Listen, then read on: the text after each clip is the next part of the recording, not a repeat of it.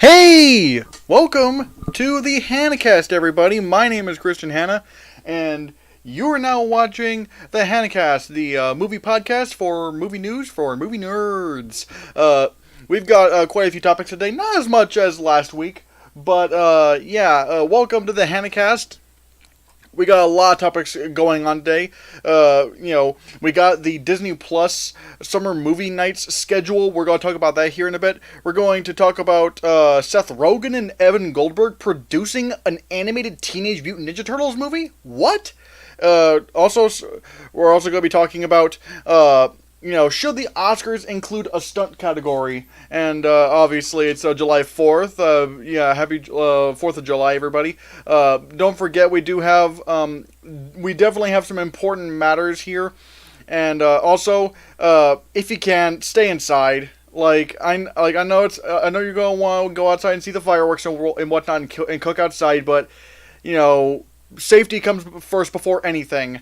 We need to make sure we have a safe 4th of July. It's going to be a little bit different, of course, than other years, but if we want to get past this pandemic, we gotta make sure we follow precautions and whatnot. And again, also remembering trying to fight for for good in this world, especially for those who are oppressed. With the whole Black Lives Matter movement.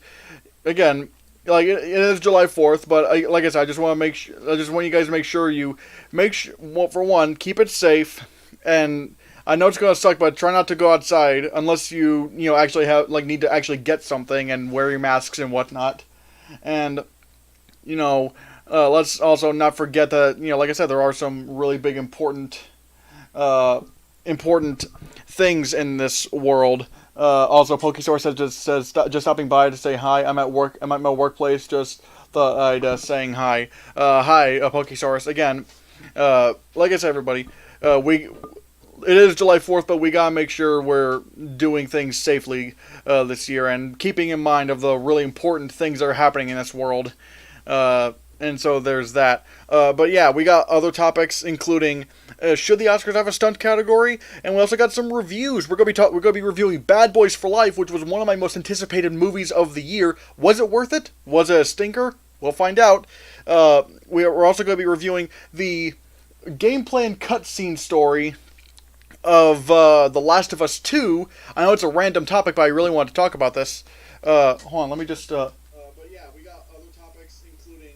Okay, yeah, my audio is sounding really good right now. And also, we're going to be reviewing Hamilton, which is on Disney Plus right now. I don't know why I keep talking about Disney Plus on the Hannahcast. I just love this service. Although I do have one problem with it. It's that Disney Plus for some reason doesn't tell you what movies are leaving the service, which honestly I feel is a bit shady, because I wanted to binge watch the Pirates of the Caribbean movies at some point before Dead Men Tell No Tales comes onto Disney Plus, but then they removed On Stranger Tides without any warning. So I don't know. I don't like that they don't announce what movies are coming off of Disney Plus. I think it's stupid. But regardless of that, we got a lot of topics today. And before we get into those topics, for one, give this video a like. It helps the algorithm. It tells YouTube that you want this video to be shared amongst everyone else. It really, again, it just helps the video and the channel when you hit that like button. It really does. It helps a lot. It keeps the interaction going. Also, don't forget to click that subscribe button if you're not subscribed already. Make sure that I don't want to see this red button. I don't want to see this red button. Make it gray. Make that red button gray. Like you need to be subscribed. Yeah. Also, and if you are subscribed, hit that bell icon. I want you to ring that bell so that you can be notified for whenever my videos or my live streams are coming up. And I actually have a few video ideas I want to try to do, editorial wise. That I think would be better in a format and whatnot.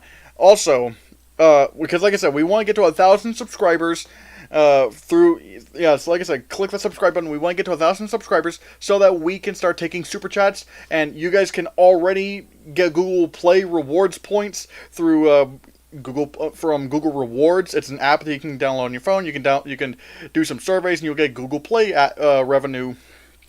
And you can use that for super chats, but we can't do that until we get to 1,000 subscribers and hit a certain watch time count. Also, if you still want to send in money, like actual physical money, then head over to streamelements.com/christiansreviews/tip. You can tip at least $2. You can even send a message, and I'll read it out loud here on the Hannahcast. So, yeah, that'll be exciting. So, yeah, if you can, why don't you consider tipping me over at streamelements.com/christiansreviews/tip. Also, if you want to contribute in another way, we have Patreon. We have patreon.com/ChristianTylerHannah. There, you have 2 tiers. One is $2, where you can get your name in my videos, and for $5 a month, you can get your name in my videos, and you'll also have access to the Hannahcast audio-only edition and the Hannahcast after show, and any other really cool things that we might start doing, like audio commentaries or whatnot. And again, like, let me know what you want to see in the like, and whatnot. So, yeah. Also, check out my letterbox, letterbox.com/ChristianHannah. There you can get movie ratings and top 10 lists. It's pretty much like a little movie diary. Like, you can see what I'm watching, see my top 10 lists, and I'm always updating my top 10 lists. So keep your eyes on that. I'm always updating those. Also, before we move on, here's a little message. Good news, guys! We have merch now! Go to teespring.com/stores/ChristiansReviews to get your nasty little hands on all sorts of items, including my face on a t-shirt, my face on a hoodie, my face on a pillow, my face on a tote bag, my face on a mug, my face on a wall tapestry, my face on a blanket, my face on phone cases, my face on stickers, and many more! Or how about the Hannahcast logo on those items as stated above? Wow! And best of all, they come in so many different colors, including this! What is this color? What is it? I want to know. But wait, there's more! Act now, you can also get my exclusive Make America Cringe Again merch. Surely not a parody of the political climate we have today. Again, that's teespring.com/store/ChristiansReviews. Order now!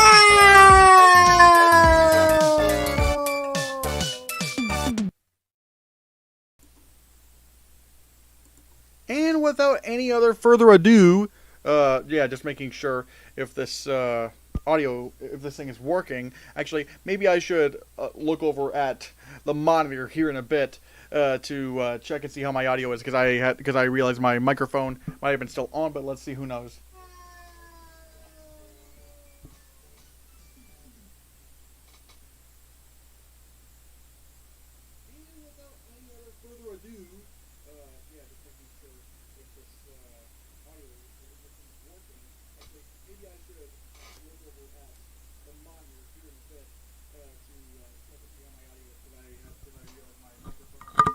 Oh yeah, I forgot. Okay, yeah, it's sounding a little bit better now, because my plus 10 decibel thing, it's an audio thing, don't worry. But anyways, guys, let's get in with our first topic, which is the Disney Plus Summer Movie Nights schedule. Now, apparently, like, Disney Plus has just released a list of some of the high-tier movies that are coming to Disney Plus, yeah, throughout the summer and whatnot. And we got some really good ones here. The first one right here, of course, we have is Hamilton and the Mighty Ducks, which were released on Disney Plus yesterday. And we'll talk about Hamilton here in a bit. Never seen the Mighty Ducks. I don't know if I have any intentions to watch the Mighty Ducks, but who knows. Next week, we got a couple of really good ones here. We got X-Men Days of Future Past and Solo: A Star Wars Story. Meaning, next week, all the Star Wars movies will now be on Disney Plus. Every single one of them, which is really exciting. And X-Men Days of Future Past is, I think, in my opinion, is one of the greatest comic book movies ever made. Love that movie. Then Friday, July 17th, we have X-Men Apocalypse. In my opinion, maybe one of the most underrated comic book movies. Thought Apocalypse was great. Friday, July 24th, we have Pirates of the Caribbean, Dead Men Tell No Tales. Again, I don't know. I mean, we still don't, apparently Pirates of the Caribbean on Stranger Tides has been removed. I don't know why. But, you know, Dead Men Tell No Tales, it will be on Disney Plus on July 24th. Friday, July 31st, we'll have Incredibles 2, and once we get Incredibles 2, that means every Pixar movie that has been released thus far will be on Disney Plus. Really excited about that. Because I love Incredibles 2. And, yeah. Friday, August 7th, we have X-Men, the first X-Men movie, and the Peanuts movie. Never saw the Peanuts movie, but I'm going to be honest, I didn't really care for X-Men all that much. the first one. But I mean, it should be on. But like X-Men should be on Disney Plus. Like it really should be because it's part of the Marvel family. It's part of Disney. So it's like, why not? Now and then Friday, August 14th, we have Ant-Man and the Wasp and The Greatest Showman. I'm really excited for The Greatest Showman. I love The Greatest Showman. I thought Ant-Man and the Wasp was really good too. Oh yeah, I forgot. Once Ant-Man and the Wasp gets onto Disney Plus, we'll have all the MCU movies that have come out thus far on Disney Plus, which is really exciting. Well, not all of them, because I just remember there is also the Incredible Hulk, and Spider-Man: Homecoming and Spider-Man: Far From Home, but those are not going to be on Disney Plus. I would put maybe a 90% chance that Incredible Hulk and those two Spider-Man movies are not going to end up on Disney Plus, because the Incredible Hulk is distributed by Universal. Like, I don't know, like Marvel has like this weird deal with Universal where like Disney can make a Hulk movie, but if they were to make it, then Universal gets to decide where to decides where to distribute it, like where to put this, like whether it's in theaters or streaming services. Universal has that. Universal has those rights, so I don't think we're gonna see Incredible Hulk on Disney Plus. And then with the two Spider-Man movies, those technically belong to Sony, so there's that. Like you wouldn't see those on Disney Plus. I mean, there is always a chance that Disney could make a deal with those two to get the exclusive streaming rights to those movies, but I don't really see that happening. I really don't, and I don't know this legal stuff. I don't. Basically, what I'm saying is like we'll pretty much get all of the MCU movies once Ant-Man and the Wasp gets on there. Aside from Incredible Hulk, Spider-Man: Homecoming, and Spider-Man: Far From Home, because those technically belong to different studios. But every one of the Disney-owned,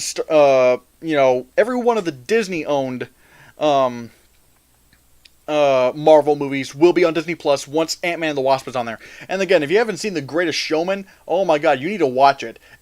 Keep in mind, sort of like Hamilton, it's not really historically accurate.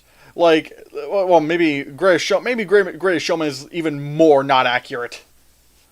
But it's like, it's a really fun musical, great choreography, and it's from the same songwriters of La La Land. Like, in my opinion, the best song in the movie, which is probably also the most underrated, is From Now On. This scene in the bar. Like, you can probably find that song sequence on YouTube. Just go into YouTube and look up Greatest Showman, From Now On. You'll find a clip there. It's amazing. The dancing is incredible. I can't wait for this to be on Disney+. The movie stars like Hugh Jackman, Zac Efron, Zendaya. Zendaya really proved herself to be a fantastic actress in that movie. And seeing as how she's in Dune, the new movie coming out this December, that makes me really excited.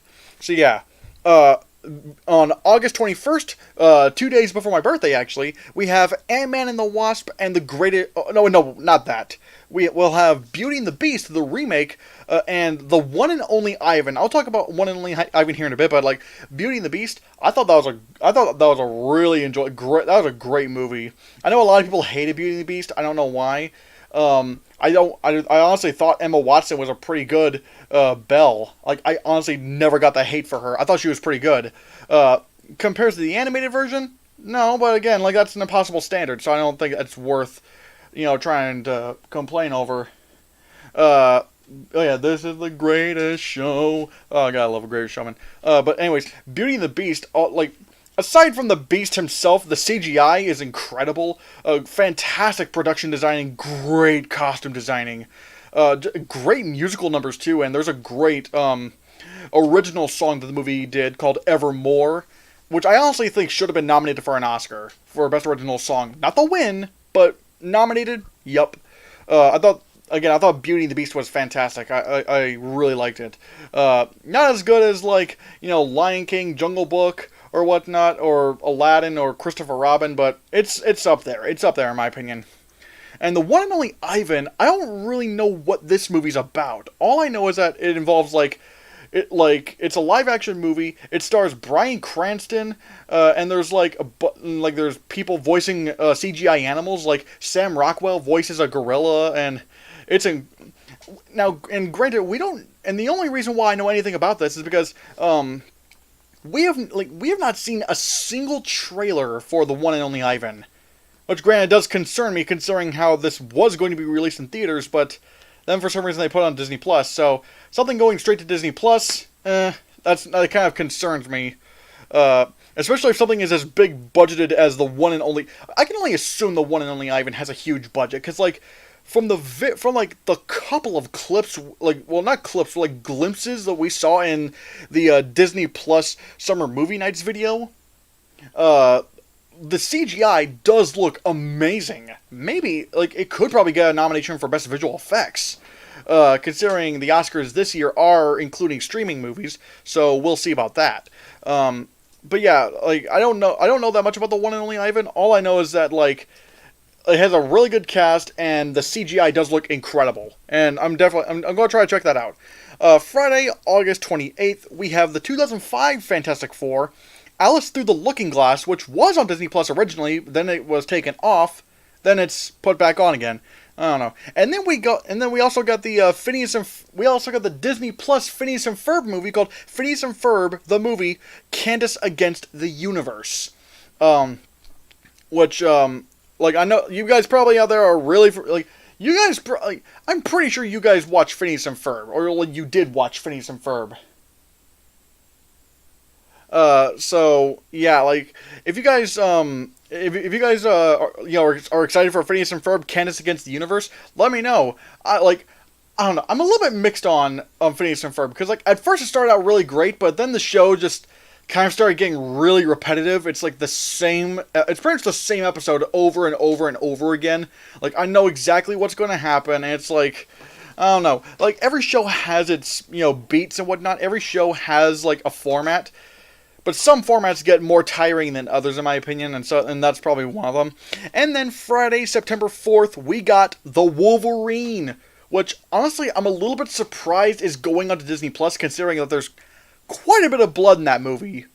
Although, granted, they did put the newest Fantastic Four onto Disney Plus, and you literally see people's heads explode, and you see the blood, and I'm like, Jesus, this is on Disney Plus, holy shit. It's honest, if they're willing to put that on Disney Plus, people's heads exploding in Fantastic Four, then maybe they'll allow the Wolverine. Probably, yeah. Obviously they are allowing the Wolverine, so what am I saying? But, yeah, guys, that is the Disney Plus Summer Movie Nights schedule we have gotten for the summer. Like I said, we've already got week 1, which is Hamilton and the Mighty Ducks, and next week we got X-Men Days of Future Past and Solo: A Star Wars Story, and of course, as you can see here, I'm just going to let you guys look at all this. So, yeah, guys, what do you think of the Disney Plus Summer Movie Nights? What do you think of this schedule? Let me know in the chat, and on to the next subject. Another thing regarding Disney Plus is something I really think should have been on Disney Plus on day one. And yet, I don't, how I explain it. It's pretty much one of the documentaries I'm shocked was not on Disney Plus on day one is, Cosmos: A Spacetime Odyssey. You guys are probably, I don't know if you guys have ever seen this show, but, But in my opinion, it's one of the best documentary shows I've ever seen. It stars Neil deGrasse Tyson. He's talking about the universe, how it was made, and it's just a really fascinating show. Beautiful visuals, absolutely gorgeous. This is going to be coming onto Disney Plus on July 10th, which I'm really excited for because I love this show. This show was awesome, and funny enough, Cosmos: A Spacetime Odyssey.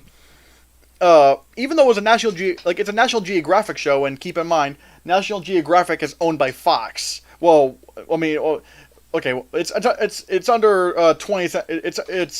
It's owned by Fox, and now Fox is owned by Disney. But back before Disney owned Fox and National Geographic and all that, this show was originally just going to be on National Geographic, and the reason why I say that is because one of the, one particular guy who happens to be really prominent over on the Fox channel, like Fox, like yeah, Fox, where like you see all the Fox TV shows and whatnot. One particular guy who is not only very prominent over at Fox, but also really loves science and whatnot. Nicholas Pearl, the original, did have Carl Sagan, and in fact, Neil deGrasse Tyson even has like a whole segment in one of his episodes regarding his encounter with Carl Sagan. Again, I can't like once it's on Disney Plus, you'll see what I'm talking about. It's amazing. But anyways, I digress. Regardless, yeah, there was a guy over at Fox who is very prominent, and who also just happened to be a really big science junkie, and he convinced the executives over at Fox to air Cosmos and Spacetime Odyssey, not just on National Geographic, but every other Fox network out there, like Fox, Nat Geo Wild, Fox Sport, maybe, was it Fox Sports? Maybe, I don't know. FX, FXX, like all of them. Well, except for one. The only Fox network that Cosmos wasn't aired on was Fox News. I'm not gonna get too much more into that, but I just kind of find that funny that Fox News was the only Fox network to reject Cosmos and Spacetime Odyssey. I'm not going to say anything more about that. I'm just going to move on. But that guy who convinced Fox to air Cosmos and Spacetime Odyssey on almost all of their channels was Seth MacFarlane, the guy who created Family Guy, American Dad, and The Cleveland Show. And at the time, there was this thing called like Animation Domination. I mean, it's probably still on there. Animation Domination. It might still be. It still might be a Fox thing, but he had all three of those shows that he had. Like there were like 5 shows airing at that time on Animation Domination: The Simpsons, Bob's Burgers, and then his 3 other shows: Family Guy, American Dad, and The Cleveland Show. So he was kind of like the big guy over at Animation Domination, and he convinced Fox to go, look, how about we air Cosmos and Spacetime Odyssey before our Animation Domination thing? Because this is going to, this show is going to get more viewers than if you just air it on National Geographic. And again, he was a big guy over at Fox, over at the Fox networks, or at least like talent-wise, he was pretty big and prominent. And they allowed it. Like they allowed Cosmos and Spacetime Odyssey to air on all of the Fox networks except for Fox News. And that's how he actually got an executive producer credit on Cosmos and Spacetime Odyssey. So yeah, again, if you guys have not seen Cosmos and Spacetime Odyssey, once it hits Disney Plus this upcoming Friday, which is July 10th, this upcoming Friday, check out this show. Check it out. It's so good. And I'm really excited for whenever Cosmos, Possible Worlds, is it Cosmos Distant Worlds, Possible Worlds? I don't know. But there was like a Cosmos, I guess 3, technically, that aired this year. Although I heard like no buzz about it. Like nothing bad, nothing good, just dead silence. So, I don't know. Granted, we don't have cable, so I can't say. But I will say, once Cosmos and Spacetime Odyssey drops onto Disney Plus next weekend, please check it out. It is so good. It is, in my opinion, one of the best documentary shows I've ever seen. It's fascinating. The visuals are gorgeous. The music is amazing. The music is done by Alan Silvestri, who just won the Nerdy Movie Award this year. A little plug for my award show. He won the Nerdy Movie Award this year for Best Original Score for Avengers Endgame. So, yeah, again, once Cosmos drops onto Disney Plus next weekend, please check it out. I love this show, and I'm so glad it's going to be on Disney Plus. I'm really shocked as to why it wasn't on Disney Plus before. The only thing maybe I can think of is maybe they were trying to put it in 4K. Could we actually be getting Cosmos in 4K? I don't know. Maybe, or maybe there was just a licensing agreement and they couldn't do it until July 10th. I don't know. But anyways, guys, what do you think about this news? Have you seen Cosmos: A Spacetime Odyssey? If you have, tell me about it. What do you think? Let me know in the chat, and let me know your thoughts. Anyway, guys, we got our next topic is regarding 2 people I mean, well, two subjects I didn't think would ever cross over together, but yet I'm actually really excited for this. Seth Rogen and Evan Goldberg are producing a CGI animated Teenage Mutant Ninja Turtles movie. We have this story came from Deadline, and they said, exclusive, Deadline has learned that Nickelodeon is rebooting Teenage Mutant Ninja Turtles for the big screen with point grey pictures of Seth Rogen, Evan Goldberg, and James Weaver producing, with Jeff Rowe, Gravity Falls, and Connected directing, which I'm really excited about that. I mean, we'll have to see how Connected does critically, and of course we'll see it and whatnot, but I'm really excited for Connected. Brendan O'Brien, Neighbors Sorority Rising, and Mike and Dave Need Wedding Dates will write the screenplay. Paramount will be handling global distribution on the film. This time around, the feature adaptation of the Kevin Eastman Peter Laird created comic book will be CG animated. Teenage Mutant Ninja Turtle. Well, yeah, we've already it's pretty much also talking about yeah, it's pretty much just talking about how the rest of the history of the Teenage Mutant Ninja Turtles. I'm really excited for this. Now, granted, I'm not the biggest Ninja Turtles fan. How do I explain it? I see the potential in Teenage Mutant Ninja Turtles. I really see the potential in this. Because this could be really amazing. Like, there is some the groundwork that you have to work with from different source material, I think could make something really, really good. Because again, I tried watching a couple of episodes of the original 80s series of Ninja Turtles. I thought it was kind of stupid. Tried watching the first movie from the 1991. I thought that was kind of stupid. Weirdly enough, the one I actually did really get into was the 2014 Michael Bay produced one. I thought that one was actually pretty good. I still had some issues with it. For one, I don't like the version of Splinter where he's like a rat that turns more human. I don't like that. I kind of like the version of Splinter where he's a human and turns into a rat-like creature. I don't know. I think you get a little bit more humanity with that, and you have someone I think it's a good contrast. The Turtles turned more humanoid, and Splinter turned more into a creature. And I thought that was I think that's a better dynamic. I think it's a better way to. It's a better contrast, I should say. It's a better contrast. But anyways, and I also thought there was some. How do I explain it? Shredder, I feel like, they did some things with Shredder in that movie that I feel like it's you should have stuck with what you were originally doing. Because originally, William Fichtner was going to be playing the Shredder. He was going to be playing the Shredder in Teenage Mutant Ninja Turtles, but he's white. A lot of people were upset about that. And so, pretty much, last minute, they cut a few scenes, and they added in these scenes with this big Japanese guy, who's, in the shadows, and pretty much they sort of made it to where someone else was the Shredder. Here's the problem, though. But here's the problem, though. The way William Fichtner's character is set up, it makes sense as to why he's the Shredder.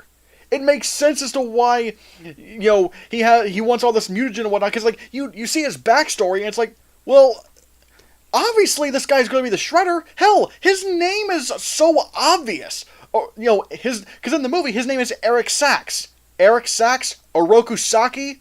No one picked that up. No one figured out, maybe this guy's the Shredder. Maybe he was supposed to be the Shredder this whole time. I never understood. Granted, yeah, traditionally, Shredder's not Japanese. I mean, Shredder's not American. He's not white. But again, this is why whenever we hear casting, we have to wait until we see the movie to give our thoughts on it. Because, again, yeah, at first glance, with no other information, yeah, William Fichtner is a weird choice to have play the Shredder. But, however, when you actually see the movie, it's oh, wait, they set him up in a way where he is supposed to be the Shredder. And I feel like that was a big mistake. This is what happens when you listen to the fans. When you try to cave into fan demand, you make mistakes, right? from the entirety of Rise of Skywalker to a very key, important part of that 2014 Teenage Mutant Ninja Turtles movie. Again, I thought it was a good movie. I don't think it's anywhere near as bad as everyone says it is. That's my opinion. But again, I feel like the way they set up William Fichtner's character, he really should have been the Shredder. He really should have been the Shredder. But regardless, again, and I saw that a lot like Nick Swedell Personal says he's more of a fan of the 2012 TMNT series. Yeah, I will say initially I was a fan of that too. But to be honest, I kind of lost track once they started getting to some really wacky territory, like going into space and time travel and whatnot. Although I did see this one episode of Ninja Turtles, the 2012 series, where they went back in time to see, and apparently they saw Hamato Yoshi and who was going to become Splinter, and Orokusaki, who was going to be the Shredder, and they implied that they grew up together almost as brothers, which I really feel like there was a missed opportunity to really delve into that. There was so much groundwork there to build off of. The story writes itself, and I mean they do some good things with that episode. They do some great things with that episode, but there was a bit of missed opportunity as why is Orokusaki so why is he so resentful? Like, what happened? And it's never really explained. Regardless, I don't know. I just think there's so many opportunities you could do with Ninja Turtles characters that I feel like there is a great story to tell with these characters. I just don't think we've quite cracked that code yet. I don't think we've quite cracked that code to where it's excellent. Like, we're actually getting fantastic. There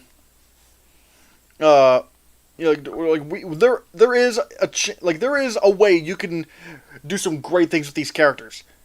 I think filmmakers just really need to try to figure that out. I mean, I have some ideas myself, but whatever. Anyways, guys, what do you think of Seth Rogen and Evan Goldberg producing an animated Ninja Turtles movie?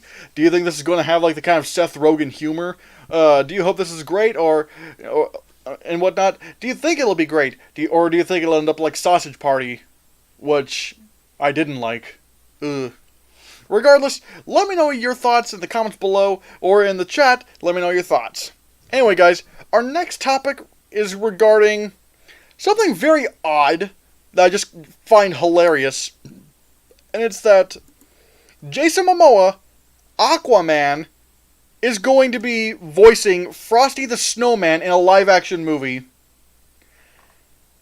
This is one of those situations where something is so strange, it's just what are you doing with this? Because how do I explain it? It's there is just some casting choices that can be made that are so out of type. The casting is so well away from type to where I just want to go, you're planning something with this that we're not expecting, are you? Because this is Aquaman. Aquaman as Frosty the Snowman? This is really weird.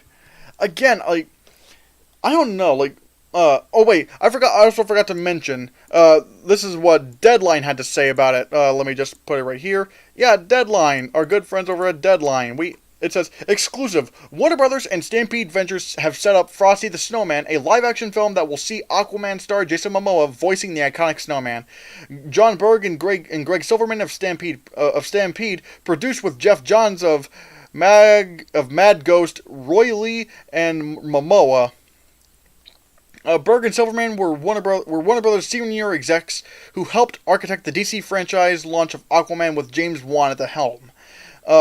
David Berenbaum, who worked with Berg on Elf, is writing the script based on the vulnerable character that Momoa will embody as a CGI Frosty in the hybrid CG live-action film. From his role as a fearsome count in a land of ice and fire to the oceanic success we all had with Aquaman, it only felt right to realize Jason this time out of the snow.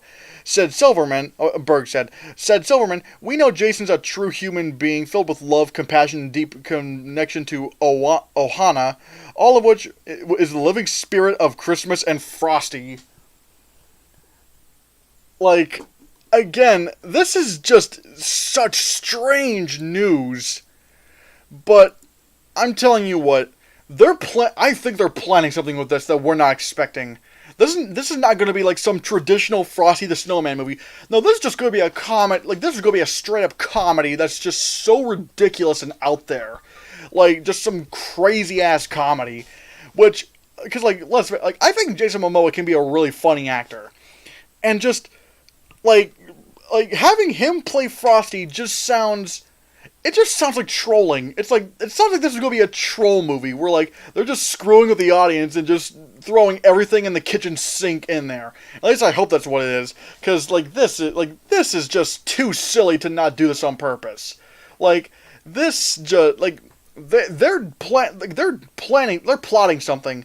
They are plotting, I think, a very, very weird movie that relies on, like, just the ridiculousness of it, because this is ridiculous, and I think, in a good way, they know what they're doing. It's like, yeah, we're just gonna screw the audience in this. Like, we're just gonna troll them, with this. Like, I think this is just gonna be a bonkers movie. I think, but I don't know. Maybe it is wholesome. Maybe like, I don't know. It'd be really funny if, like, the kids and Frosty the Snowman is like, Frosty the Snowman. It's like, I don't know why. I just think this could be really funny. It's just too silly to, like, it's just too strange to not to just take serious. Like, this just seems like it's just gonna be like, they're just gonna be just screwing with the audience, like, making them, like, just being extremely weird and funny. Because this is just ridiculous in the best way possible. What do you think of Jason Momoa voicing Frosty the Snowman? Let me know in the chat, and let me know your thoughts. Anyways, our next topic is regarding something that many people have been really wanting from the Oscars. Again, we all love the Oscars. I love the Oscars. Maybe you love the Oscars. We have our disagreements with the Oscars. I still think probably the biggest sin that the Oscars has ever committed was having 1917 beat The Lion King for Best Visual Effects. That was bullshit. That was so stupid. Even the Visual Effects Society Awards didn't, like even with the Visual Effects Society Awards, like which is actually voted on by visual effects artists, Lion King won 3 awards, including the top prize, and 1917 couldn't even win the only award it was nominated for. That's stupid. Like, why didn't The Lion King win? It's not best movie with best visual effects, it's best visual effects techniques. I know I keep bringing this up, I'm so sorry. I really get pissed off every time I think about that, because Lion King was snubbed. Hashtag Lion King snubbed. I'm sorry, people, that you had to go through that rant again. But regardless, I still have fun with the Oscars. And one category that many people are really wanting is best stunt choreography. This has not been announced by any news source or whatnot. Like, as far as I know, they're not bringing in best stunt choreography. But there are many people who really want a best stunt choreography Oscar category. However, there is a bit of a tricky question. How do you judge stunt work? Because, and in case you don't know, this movie right here is Mad Max Fury Road. If you have not seen Mad Max Fury Road, what are you doing with your life? Go watch Mad Max Fury Road. It's like one of the best action movies ever made, in my opinion. Go, sweet angels, and watch that beautiful movie.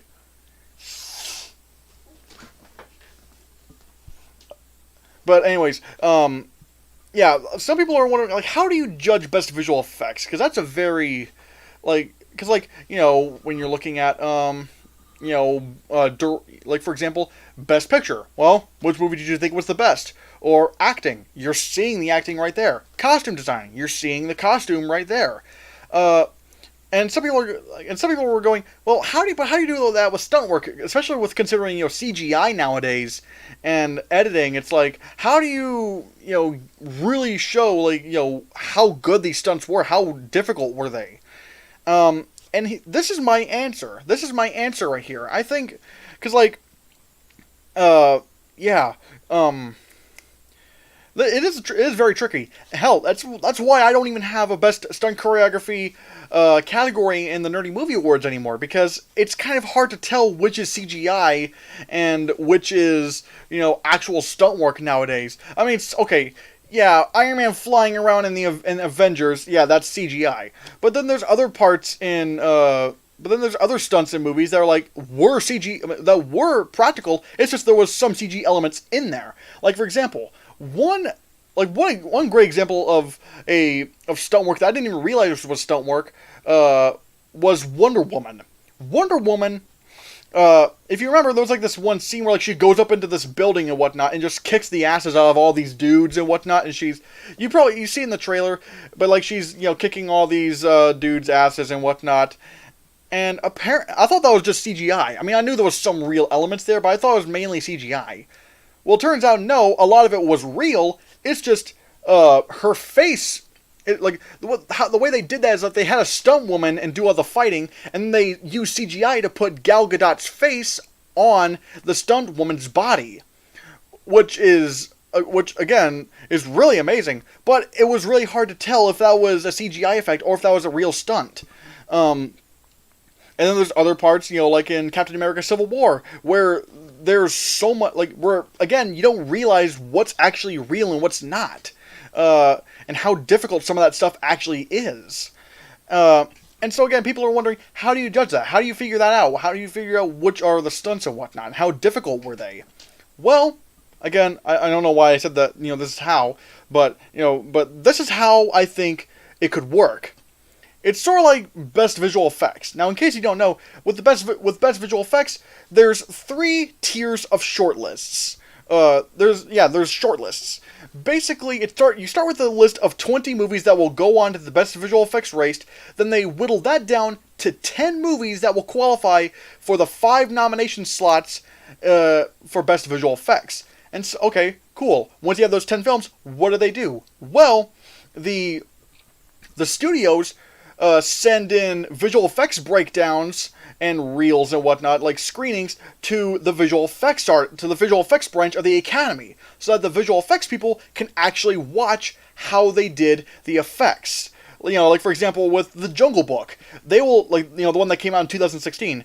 If you were part of the visual effects branch, what they would show you there, with the visual effects breakdown of The Jungle Book, is show you that the boy, Neil Setti, was one of the few real elements in The Jungle Book. Most everything else was CGI.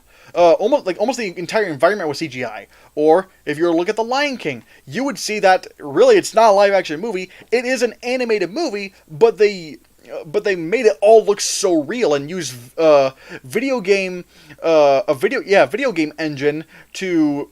a video game engine and VR technology to showcase the entire environment and where to put the virtual camera. What about the Mission Impossible stunts? This goes with that. Hold on a bit. But anyways, yeah, like I said, if you were a visual effects person, you would be sent whatever 10 films are in the shortlist.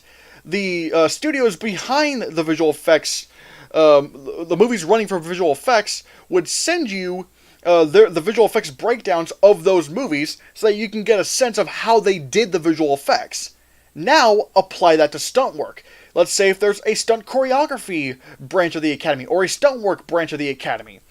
They would show, whichever studios, whatever movies are in the shortlist for best stunt choreography or best stunt work, the studios behind those movies will send you,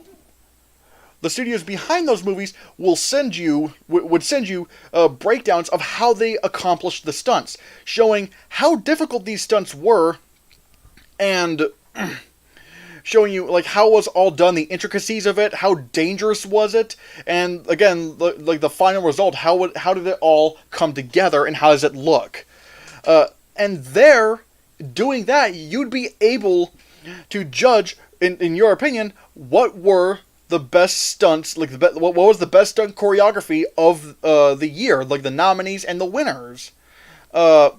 Now, granted, I think this becomes a problem once you get into not really specifically towards stunt choreography, like the stunt choreography category, but if you don't know how the Oscars work, it's the the category when it's time to nominate the movies, each individual branch nominates a certain category. Directors nominate directors, actors nominate actors, screenwriters nominate the screenplays, visual effects artists nominate the visual effects categories, cinematographers nominate the cinematography category, and so on and so on. But once you get the final ballot, you have all the nominees. Now you gotta choose the winners. The entire Academy votes on that, which I feel like becomes a problem because then you have people who are not part of those branches, certain branches, voting for the winners of things they don't really understand. Like, for example, that's definitely why 1917 won Best Visual Effects, because it wasn't really visual effects artists voting on the winner. Because if it was real visual effects artists voting on the winner, then The Lion King would have won. But because 1917 was nominated for Best Picture, and you have actors and screenwriters and film editors voting on Best Visual Effects, you get those mistakes, and so that does become a problem. With the stunt choreography category, but to be fair, that's not really indicative of the category itself. That's just indicative of the Academy as a whole, and I really think that's a problem. Like, if the Academy can just limit who votes on the winners to the individual branches, and then everybody votes on Best Picture or something like that, okay, fine, that'd be great. But again, that does become a problem, but again, that's not really because of best stunt work or best stunt choreography. That's just a problem that the Oscars have in general. But I do believe that is the way you can, the Academy can judge the stunt categories. Have the stunt choreography branch, you have the stunt choreography branch, and then you have a short list of 10 films. Maybe, you could probably start off with 10. 10's a good number. A short list of 10 films that then the studios behind those movies will send screeners and breakdowns of how they performed those stunts, like how they choreographed and how dangerous those stunts were, to send those to the stunt people, like the stunt branch of the Academy. They can view them and go, okay, now that I know how they did these stunts, I can judge them. I can nominate these movies based on what I'm actually looking at and how it's being broken down. I think if you do that, then that's solid gold. That's how you can do best stunt choreography, and because then the blurs between CGI and practical will become a little bit clearer. Okay, you'll actually figure out what actually was CGI, what wasn't CGI, because there's surprisingly a lot of things out there in the movie world that's not CGI. So yeah, I feel like that's how the Academy can do the best stunt choreography category if they were to do so. And again, I don't know if no one's gonna listen to me on this, but again, I do feel like that's how you do it. That again, short list of 10 films. Studios, they can send the stunt choreography or the stunt work branch screeners of how they did those stunts, the breakdowns or whatnot, and then the stunt people, the stunt branch, actually have something to bounce off of. How they have that's how they they have a place to judge. They have something to actually judge. That's how you do it. How do you think they should do the best stunt choreography branch? Let me know in the comments or in the live chat, and let me know your thoughts. Anyway, guys, our next topic is we're gonna be getting into some reviews here. It's review time. Wee! So we got 3 reviews today. One of them is a theatrically released movie. The second one is a video game narrative, and the last one is a Disney Plus review. Anyways, the first review is going to be for one of my most anticipated movies of the year, which was Bad Boys for Life, which still in July is the highest grossing movie of 2020. Never thought that would happen. I mean, granted, it's because of COVID-19, but even still in July, even though this came out in January, and yet in July, Bad Boys for Life is still the highest grossing movie of 2020, which is insane. So anyway, guys, yeah, here, like, now if you guys don't know, I love the Bad Boys franchise. I thought Bad Boys 1 was great. I thought it was a lot of fun. Bad Boys 2, however, in my opinion, is like one of the greatest action movies ever made. It is visceral. It is hilarious. I love the villain, Johnny Tapia. There's just lots of great things about the Bad Boys franchise, especially Bad Boys 2. I know people are either, like, I know people are a little bit, on those movies, but I don't care. I love those movies, especially Bad Boys 2. Bad Boys 2, I think, hell, I might even say it's one of the greatest sequels ever made. I'm serious. It's just amazing. And then we got Bad Boys for Life, which is not directed by Michael Bay, which is interesting. But this movie is pretty much about Marcus, played by Marcus Burnett, played by Martin Lawrence, and Mike Lowry, played by Will Smith. And funny if this is the first time Will Smith has been billed over Martin Lawrence in a Bad Boys movie, which is funny.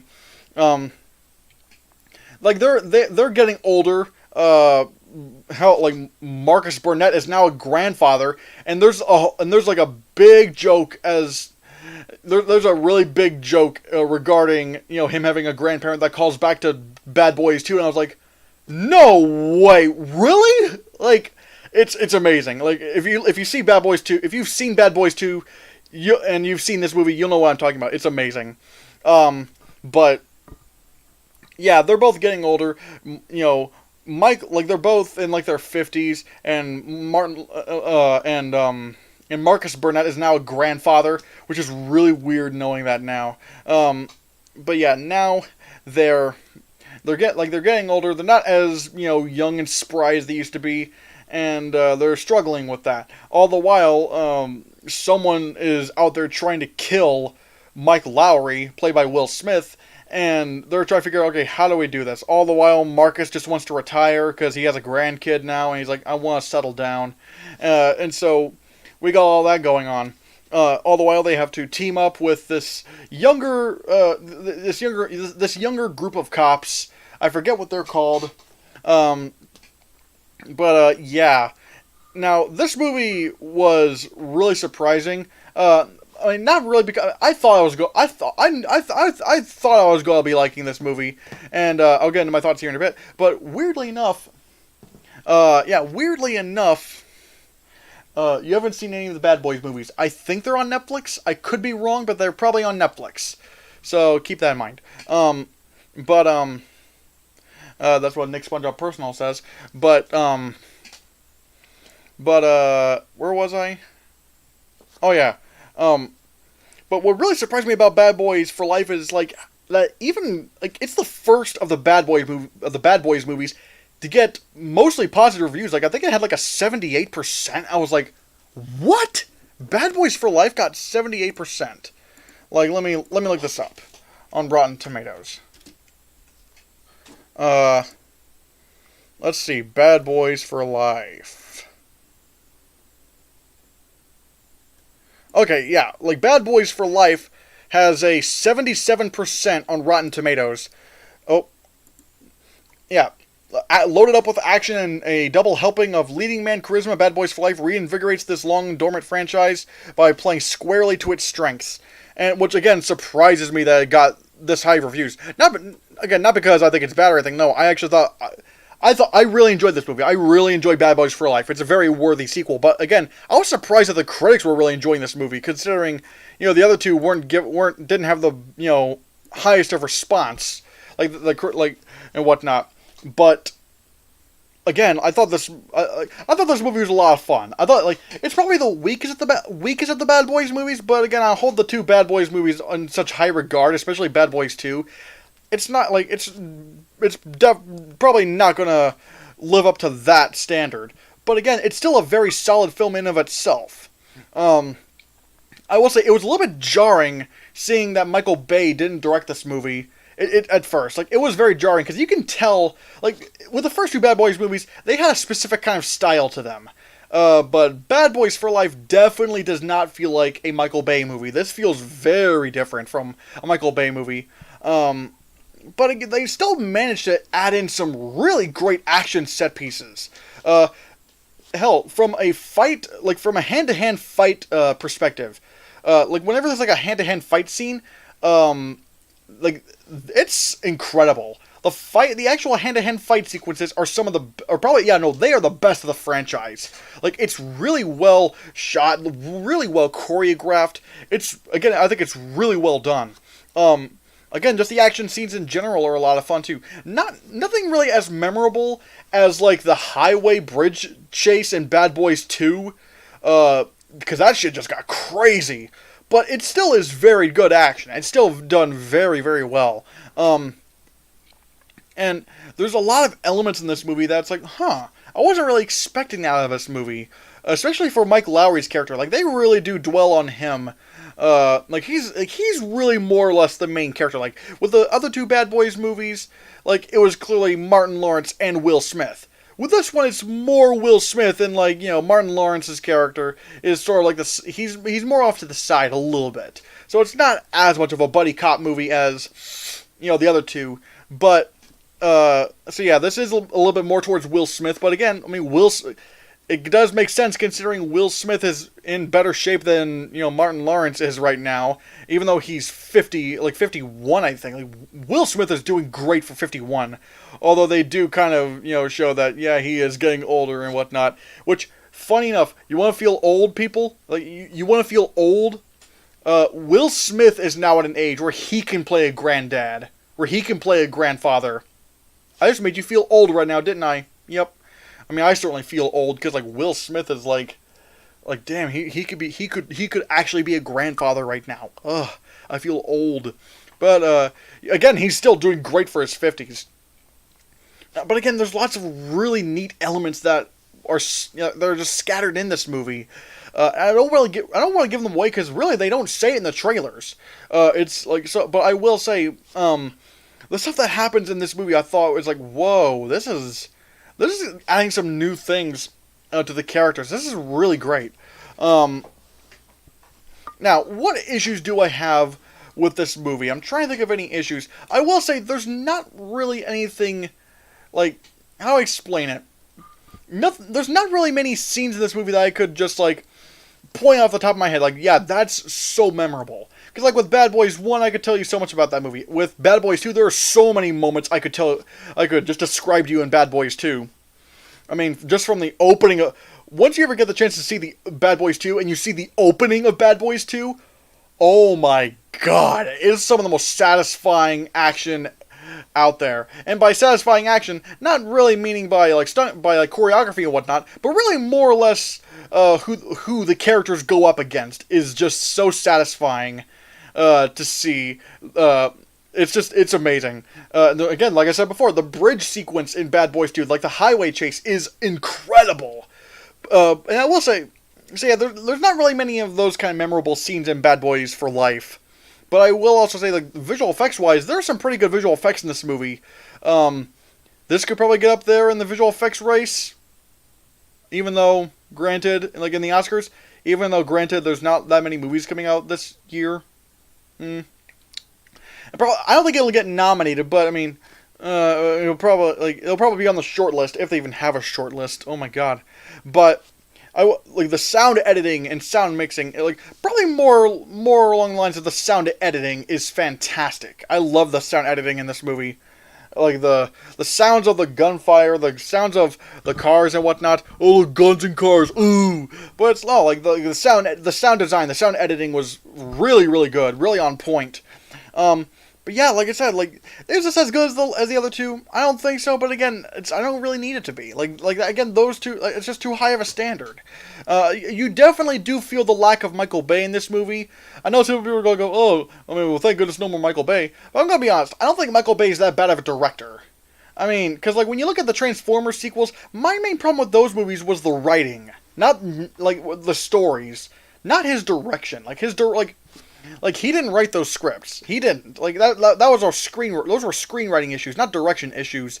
So, I don't think Michael Bay's a bad director. I just think he has some, like, the scripts he's handed are really are pretty bad, but I don't think it's really his fault. But regardless of the lack of Michael Bayisms and whatnot, I would recommend Bad Boys for Life. Bad Boys for Life is a very worthy sequel to the Bad Boys franchise, and who knows? I'd love to see more. I mean, yeah, and once again, this movie that came out in January is still in July the highest grossing movie of 2020. Again, think about that. Anyways, have you seen Bad Boys for Life? Let me know in the chat, and yeah, let me know your thoughts about that. Anyway, guys, let's talk about a different kind of review here. Our next review is regarding a video game that has recently come out called The Last of Us Part 2. Now, weirdly enough, I didn't play the game. What I did was that I watched Jacksepticeye's playthrough of the game, but what I'm gonna be reviewing here is the narrative, like the story, because I like watching. For me, there's two types of video games out there: games I want to play, and games that I think is better just to watch as a narrative, almost like a long movie. You know what I mean? Some games that I do love playing include things like Grand Theft Auto, the Batman Arkham games, Injustice: Gods Among Us. Games where there's multiple you can play the game and there's many different ways you can play it. Almost like open world or competitive stuff. I love that. Some games like The Last of Us or Bendy and the Ink Machine are way more story driven and there's not much you can do in those games. I prefer to just watch those, but that's just me. Now, funny enough, previously I had never seen The Last of Us, the first one. So I watched that before I watched The Last of Us Part 2. Last of Us 1, I thought was pretty good. I thought it was a pretty good story. Definitely had a great ending to it. It was a great ending. And then now we have The Last of Us Part 2, which is pretty divisive amongst people. Some people love it, calling it one of the best video game narratives out there. And there's other people who are not taking so kindly to this movie, especially considering this is a game that does have a gay couple. And even a transgender person, which any people complaining about about those elements, fuck off. No, fuck you.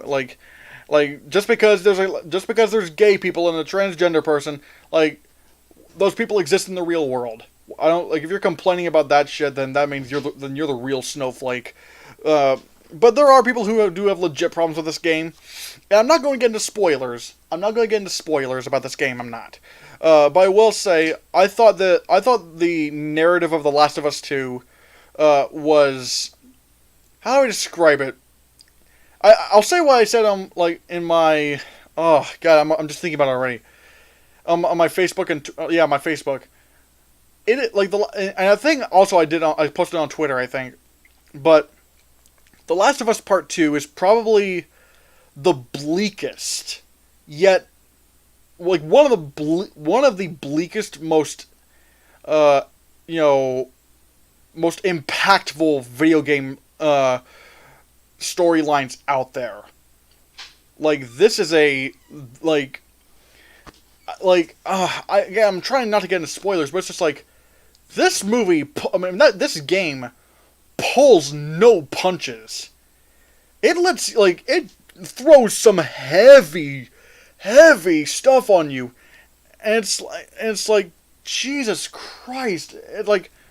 Basically, well, no, I can't talk about the story of this game because part of the story of The Last of Us, and also, in case anyone's watching, do not post that in the chat. Don't post spoilers in the chat. Okay, don't do that, because I want people to discover this either by playing it or watching a playthrough, something like that. I don't know, but don't even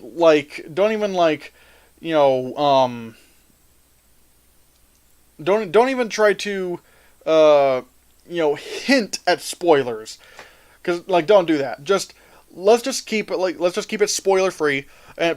So if you see me talking vague things about this narrative, then yeah, there's kind of a reason for that. I might I don't know if you guys are interested. I might do a separate live stream in a few days or whatever regarding that's just open Last of Us 2 spoilers. Granted, there's not a lot of people on my channel, so I don't know if there's a big enough audience to do that. But all I will say is that there's definitely some things that this game does that will piss so many people off.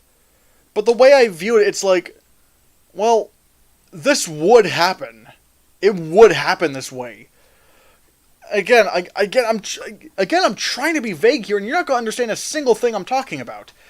Unless you play through the game yourself, or watch the playthrough like I did. But it's just like, this game pulls no punches. The game pulls no punches into the emotion, or the reality. Like, it's definitely one of the in terms of, like, human emotion, this is one of the most real video games out there. Oh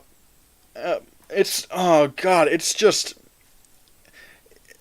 And there are definitely some things, some elements of this game where, like, it just take me completely by surprise.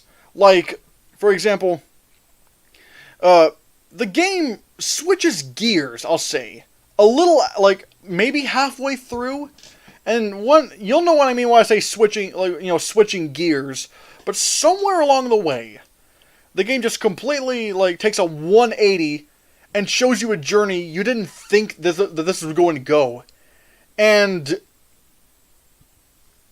it makes you question your morals. It makes you question your morals. It makes you question what you stand for. Because again, every character in this game is so well fleshed out. It is so well fleshed out. Like, they're all so fleshed out and understandable. Like, everyone has a good reason for doing something.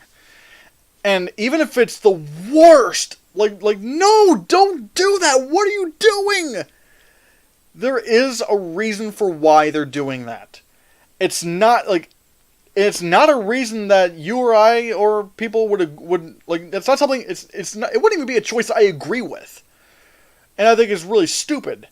But they set it up in a way where it's like, this character would do that, because, like, it's not like the Spider-Man trilogy where I think, like, the characters are just acting like idiots all the time. It's like, wait, there wasn't any kind of build up to that. Like, for example, what's a good example of this?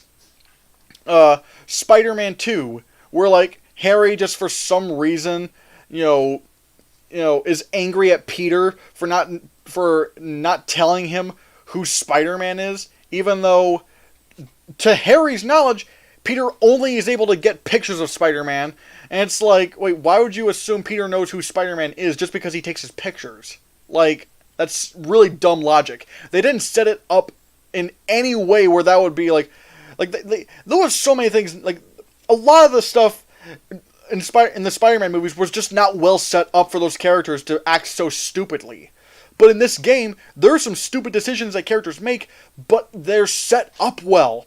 They're set up to where, like, yeah, it's a stupid decision, but this character would do that. Like, given the circumstances that we just saw, this is absolutely what would happen. And even if it's the dumbest thing ever, you can see why they're doing it. You can see why they would come to that conclusion.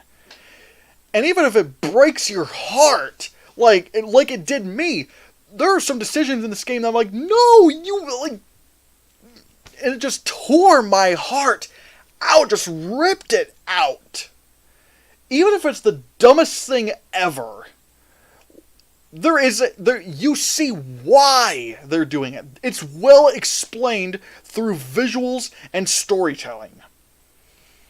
And that's why I really gotta commend The Last of Us 4.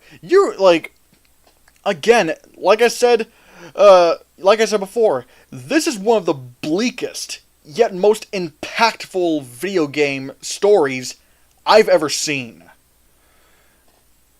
And again, there are some things in this game that are just not going to make you feel good. There are some things in this game that are going to just tear your heart out and just stomp on it. But it's so well set up, so well written, so well directed, and so well acted. The actors are all doing fantastic jobs here, especially Ashley Johnson as Ellie, who, like, it's so weird to see where her character has gone from the beginning of The Last of Us Part 1, or the first Last of Us, to where she ends up in this game. It's an incredible journey and you guys really should check it out. Okay, the game is fucking long. It took me like 3 days. 3 days! To watch the entire Jacksepticeye playthrough of this game. 3 fucking days! Yeah, it's long. But, it is worth it. It is definitely worth it in my opinion. This is one of the best video game narratives I've seen. It's not a pretty one. I mean, okay, visually it's gorgeous, but you know what I mean. It's like, there's gonna be some things in this game narrative that decisions that characters make that will be really stupid and really like, what the fuck are you thinking? But like I said before, it's well set up. Every character has a reason for why they're doing something, and it's a legit reason you can not really agree with, but but you can understand. It's like, don't, like, it makes you just want to go, no, don't do this, you have so much going on right now. Again, it's so well told, and I think this is, like, I think this is a case of, like, where it's like, you know, where it's sort of like, well, no, I'm not gonna make that comparison, that's just gonna turn some people off, even though I think it's great, but, no. I think The Last of Us 2 is, like, the story, I'm not going to play the game, I'm only judging the story, the narrative, the characters. I'm just judging that, almost like it's a long movie or whatever. So keep that in mind. But as far as that goes, I think The Last of Us 2 is very strong. I think it's a very, very impactful story. You're not going to feel good. You're, like, there's some things in this game that are not going to make you, that's not going to sit well with you. But it's so well done and so well told, in my opinion. And so, yeah, I definitely recommend it. Anyway, guys, what do you think of The Last of Us Part 2? Are you going to watch the gameplay walkthrough and the cutscenes and whatnot? Are you going to watch the Jacksepticeye one like how I did?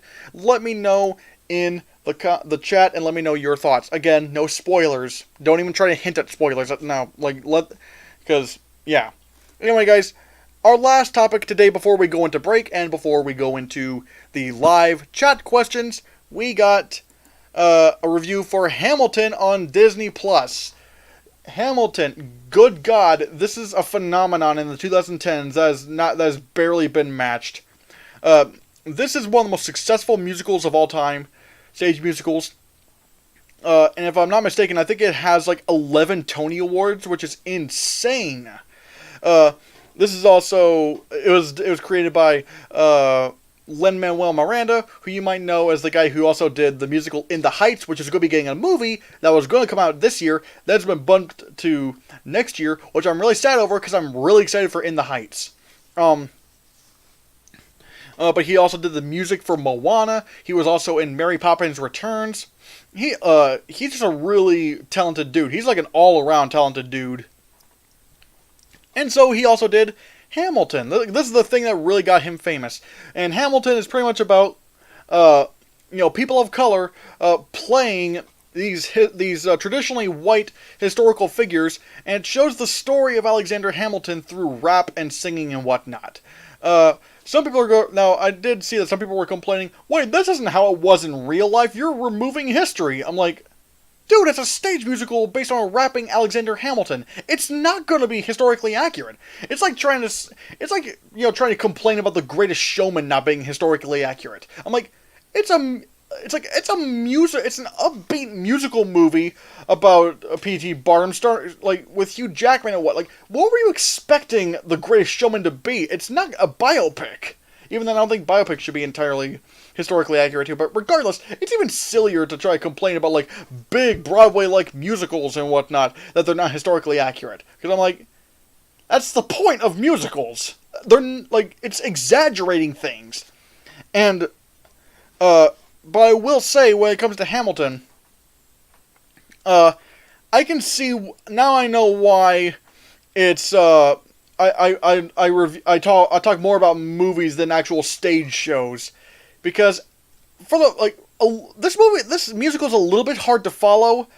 How to explain it? If you're already someone who's very familiar with stage musicals or stage shows or whatnot, then this is not going to be an issue for you. I'm not even saying this is a bad thing towards the musical about Hamilton. I'm just saying, oh wait, I'm a movie guy. So like with the stage, like with the actual stage looking the exact same throughout the entire musical, it's kind of hard to understand where things take place, when things take place, because I'm a very visual kind of guy. Like I get a sense of the environment through visuals, and so when the set looks exactly the same in the Hamilton musical, it's like, oh well, this great, like, I'm not really sure where this takes place or when this takes place. And of course, with the stage musical, things are really rushed. Like you got like, cause like, there's not a lot of time to breathe and whatnot. Which again, like, I don't know how you do a movie version of Hamilton, but I'm pretty sure there's a way you could do it. Um, but there's also a lot, like, I don't know. It's very like, again, if you're already very familiar with stage shows, this is not going to be an issue for you. Like you're going to follow this very well. It's just for me, I don't really know exactly where. Like it gets hard for me to get a sense of the environment when the environment looks the exact same throughout the entire musical. Again, I'm not saying it's a bad thing towards the musical. It's just me not knowing anything about stage musicals. But as far as a lot of things go, the music is fantastic, and the performances are all really good. Like Lin-Manuel Miranda is pretty good in the role. Granted, he's not able to shine as much because at least in terms of like, I don't know, stage performances are very different from movie performances, because, like, when you're on stage, you have to be more loud, more expressive with your body and whatnot, whereas with movies, you're allowed to get a little bit more intimate and see, like, the more kind of subtle human emotions. And also, there's like a 20-something-year-old dude playing a 9-year-old kid, which, again, is probably a stage musical thing, so, I don't, like, again, it's really hard for me to try to talk about Hamilton because, again, like I'm just not used to stage shows. So like I said, it was a little bit hard for me to follow because I'm not familiar with stage musicals. But once I started getting a little bit more into it, like I was like, okay, I'm starting to follow the narrative a little bit better now. Especially around the end, like the ending is really well done, and I can already imagine like how would they do this in a film? Like if this was a movie, it would be really exaggerated. It would be a really like visually really exaggerated. I could probably imagine like Adam McKay, the guy who directed the guy who directed Vice.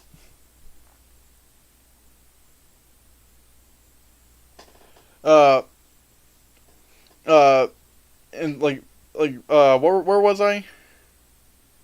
Uh,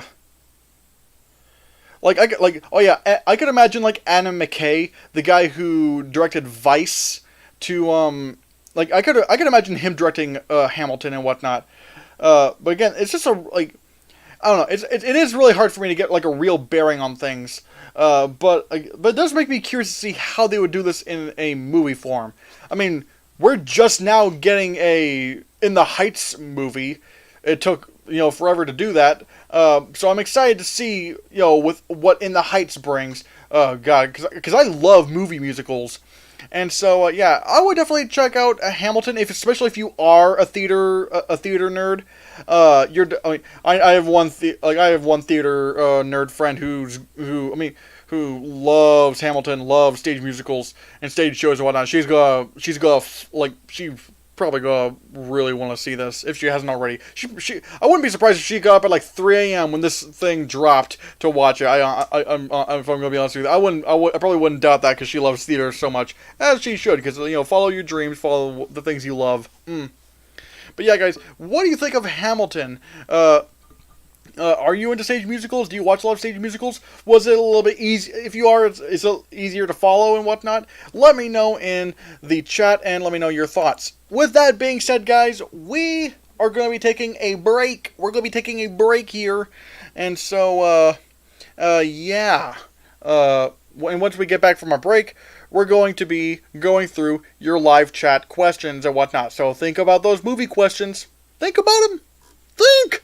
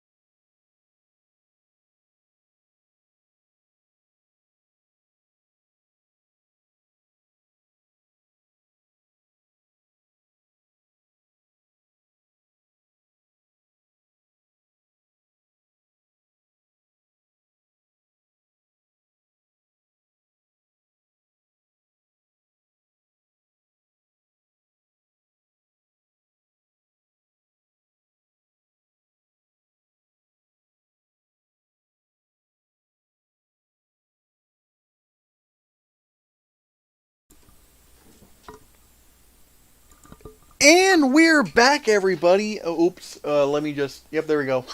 Yeah, we're back, and we're going to be taking your live chat questions. Oh boy, here we go, everybody. Ooh. Let's see. I'm just going to try to skip through a lot of this. Of course, everyone's saying 4th of July. Again, let's remember everybody to remember that there are a lot, like, even though it's 4th of July, we still have to deal with a lot of we still have to deal with a lot of things in this country going on right now. Like from the treatment of black people and whatnot, the treatment of the LGBTQ community. We gotta make sure that to make this country a much better place, and to do that we need to act on that. And of course we also gotta make sure we're safe because of COVID-19, and not act like a bunch of idiots who are being irresponsible, who caused the United States to become the #1 largest COVID-19 case filled country in the world, which is freaking insane. But yeah, it is 4th of July, but all I say is we can do better. We can do better in terms of we can and should and will do better with this country than how it is currently. So there is that.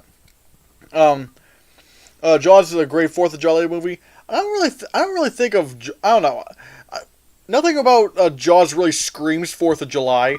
I don't know. I think the best kind of 4th of July movies, or the best American movies, movies about America or whatnot, are the ones that kind of make fun of America. Like one of the great examples of American satire is Team America World Police. That movie, when you really think about it, Team America World Police is all about just shitting on America and just about how again, we could do a lot better than this. We're acting like a bunch of idiots right now.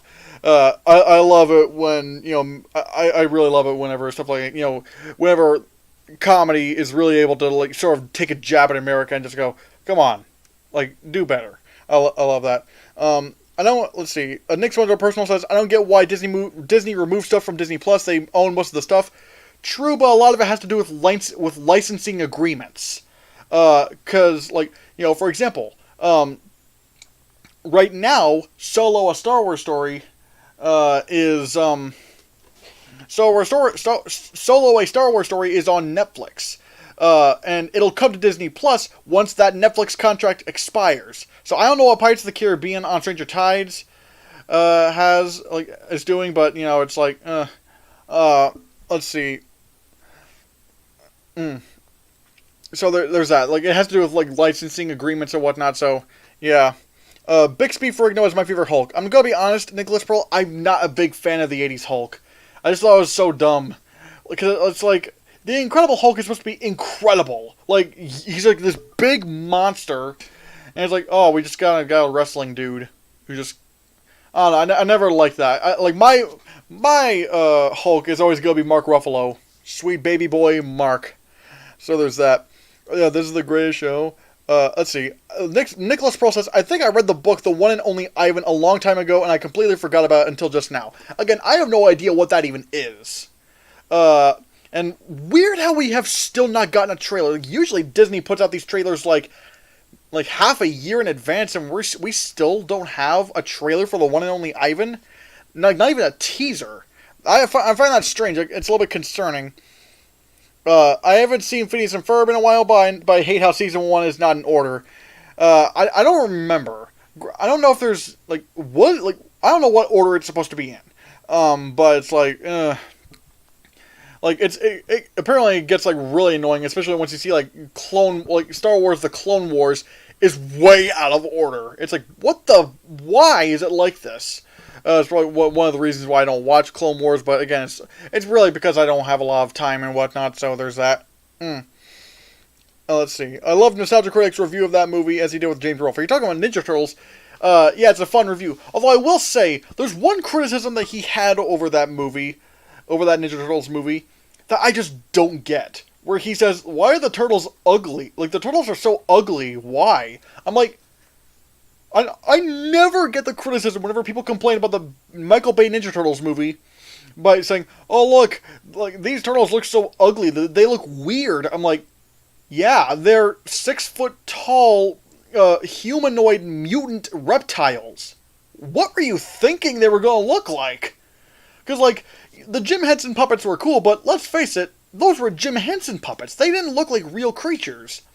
That's not really what a, like, if you want to realistically portray what giant humanoid mutated reptiles would look like, it's not going to be a pretty sight. It's going to be hideous. They're like, I just never understood that. I never understood why anybody complained about the turtles looking so gross and weird and ugly. I'm like, because they're, like, what? Because they're giant mutated reptilians. Like, what were you expecting anything like that to look like? I just never understood that criticism. It's like, you should have known what you were going into with this thing. It's like, it's one of those things that's like so obvious where it's like, well, yeah, but that's kind of the point. I don't know. It's just, I just find that, I find that criticism. I don't usually say that about most criticisms, but I find that criticism a little bit silly. It's like, well, what were you expecting out of this thing? So it's like, I'm more of the 2012 TMNT series fan. Didn't like Rise of the TMNT, and I haven't seen any else for a while. I saw the first episode of Rise of the Teenage Mutant Ninja Turtles. I liked what I saw. It's something different with the Ninja Turtles. Love the designs. Animation's beautiful. I like what from what I've seen of Rise of the TMNT. I like what they were doing with that. I think I don't know. Oh, I think someone's kind of messing with me saying, well, I think. Yeah, I use filler a lot. I'm just talking out of my ass here. If you notice, that's why I go, or I think, or, I mean, like, or, like, see, I'm stammering right now. See, that's my problem. The last person I think of, Frosty is Jason Momoa. Yeah, but I'm starting to think that might be the point. I really think that they're just trying to, that this is a movie where they're just going to be trolling the audience. Like, yeah, like, we're not taking this seriously. It's just going to be goofy. So it's like, yeah.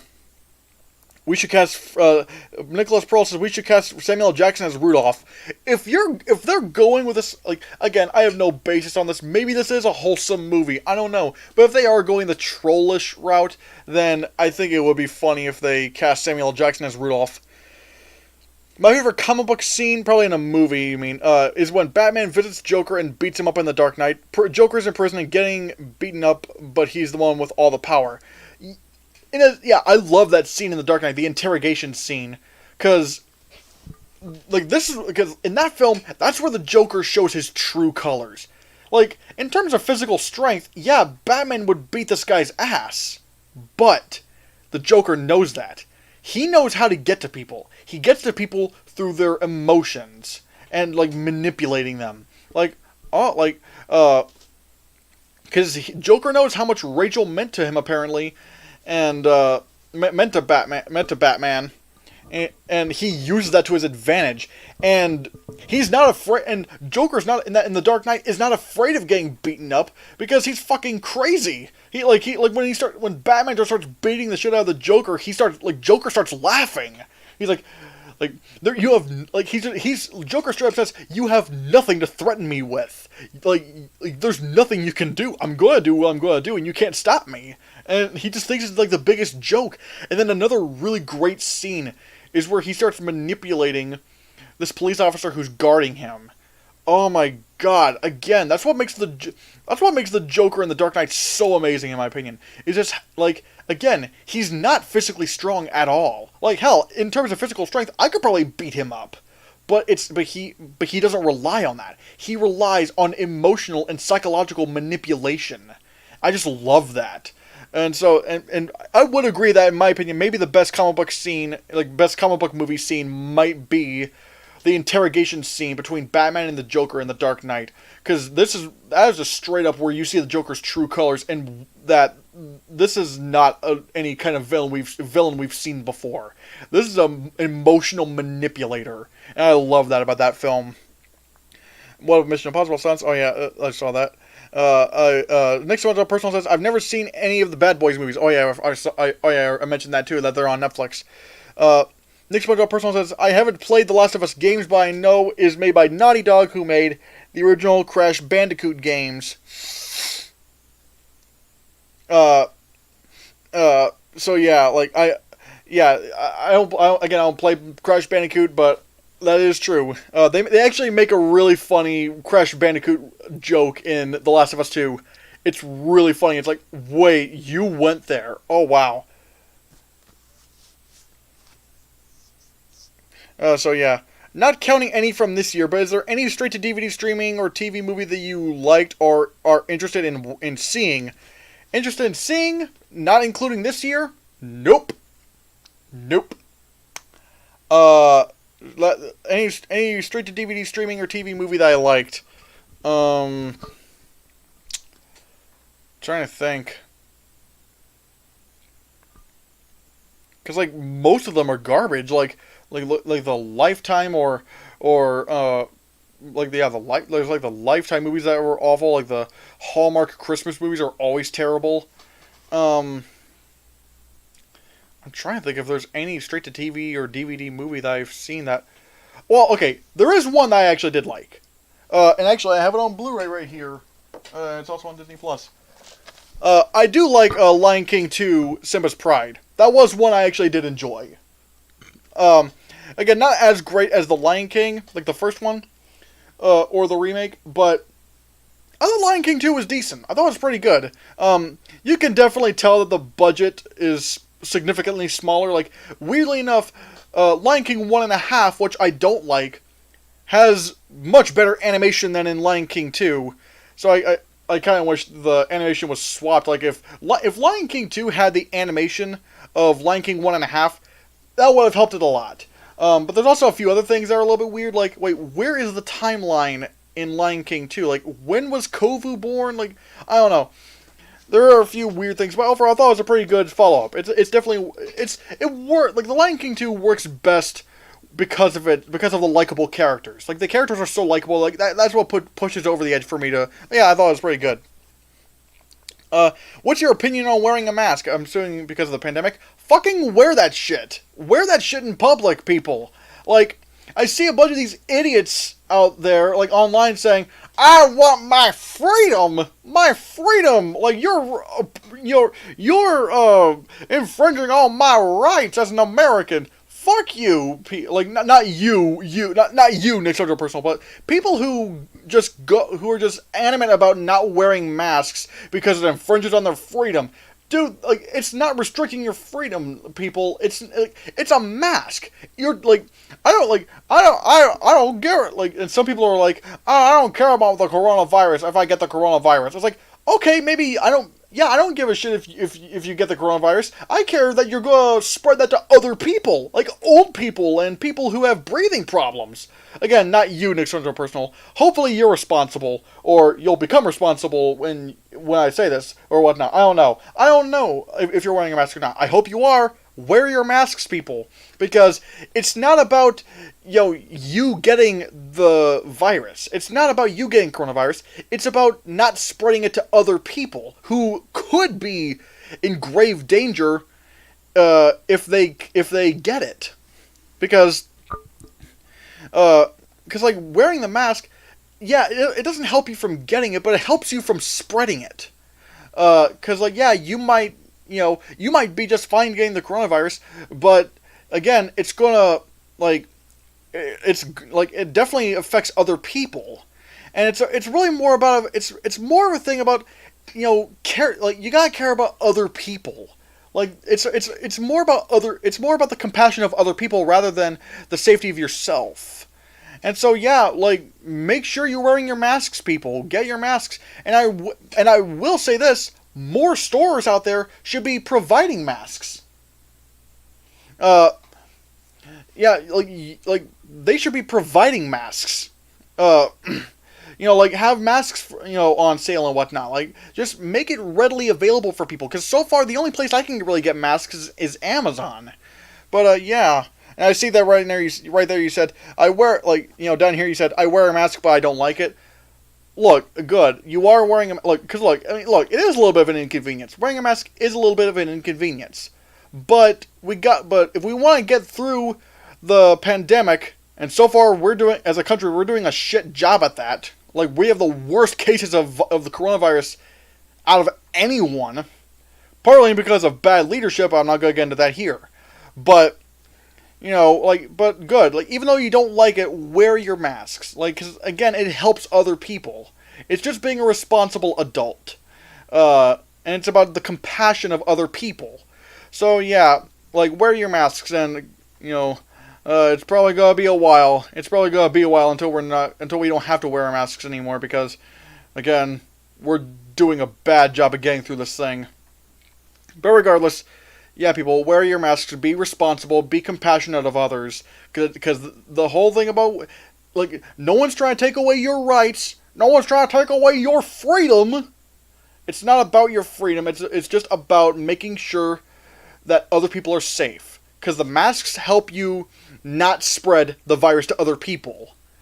And it just honestly really makes me mad when people are just so adamant about not caring about, what happens to people who are vulnerable to coronavirus. It just really makes me mad.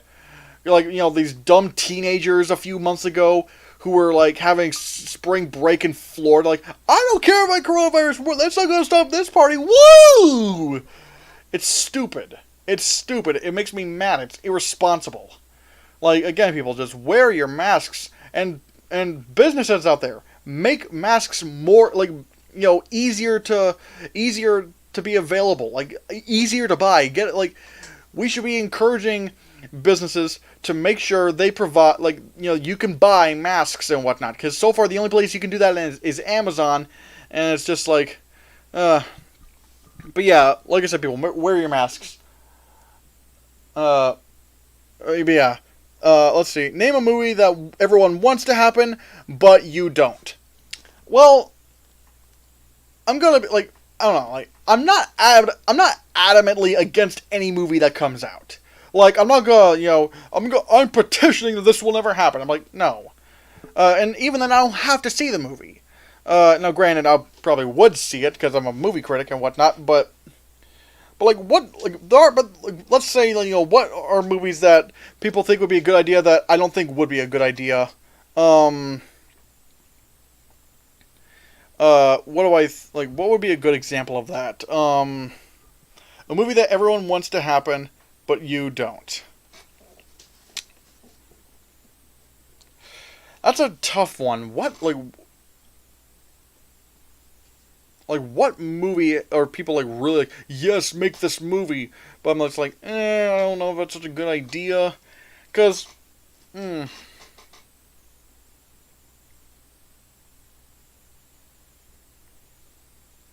don't know, I can't really think of anything right now. I know one, like, I know some people are really wanting another Incredible Hulk movie, also, like, another Incredible Hulk movie. I don't know. I like the Incredible Hulk, but I'm just gonna be honest. I don't think the Incredible Hulk is that interesting of a character. I don't know. We've seen him as the lead in so many things. It's just like, I don't think the Hulk is really that interesting. I think he's just better as a supporting character in other people's movies. Like, I think he's a good supporting character in the Avengers films. I thought he was a good supporting character in Thor Ragnarok. I just don't think he's a very interesting lead. So no, that's probably one. I wouldn't really want Incredible Hulk 2, but I'm not going to petition against it or anything, because, again, well, for one, I'm not actually a guy who makes movies, so I'm like, what do I have to say about that? But also, it's just like, it's Kevin Feige. He probably has a good idea there somewhere. I'm not saying he is making an Incredible Hulk 2. I mean, hell, there's never going to be an Incredible Hulk 2.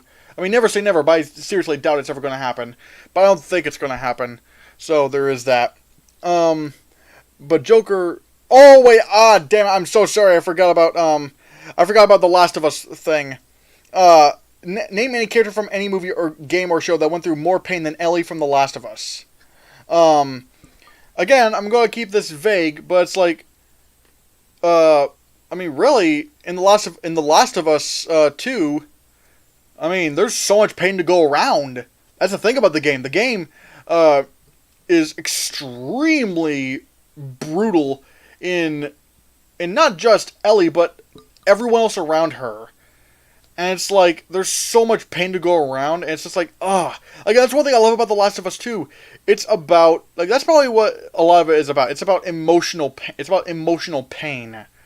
And I thought that's definitely the strongest point of The Last of Us 2. So yeah, it's not just Ellie, it's almost everybody she comes across. It's like everybody has a story to tell. Everyone has something like life-crushing devastation that's being brought upon them.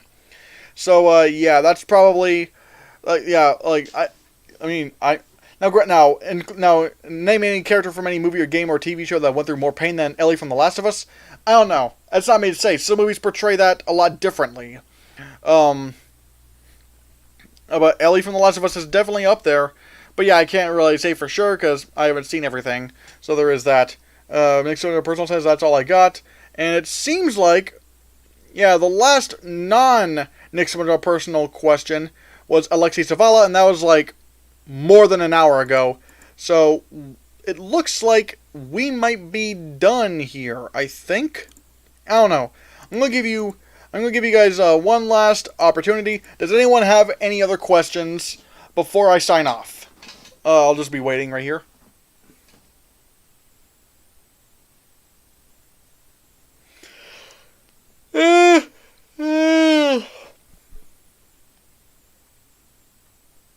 Oh, Nicholas Pearl's back. All right. Do you have any questions, Nicholas Pearl? Before, do you have any questions?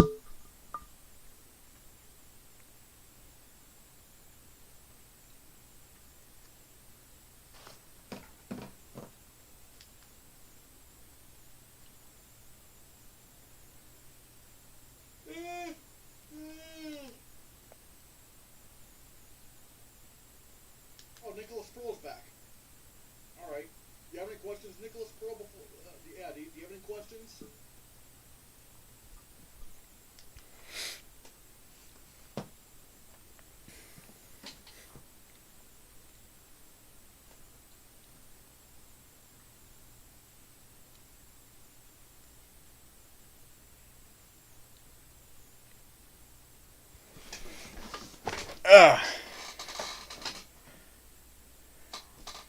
Just making sure. Have you heard of Smallville? Yeah, I've heard of. I know what Smallville is. It's like a Superman origin TV series that was on the CW. Not really. I don't know. I'm not really. Again, I'm not really into like the whole CW superhero thing. Because again, like it gets a lot. It gets very complicated. And even then, like it's like I don't know. Even with Smallville, it's not like you don't even see Superman until like the very last season. So it's like it's not even really a Superman show. It's just a Clark Kent show. So I don't know. I've heard of Smallville. Probably not gonna watch it though. Yeah. Although I do think it's fine. Like the delay and whatnot. That's perfectly fine. I've been going at the show for a while.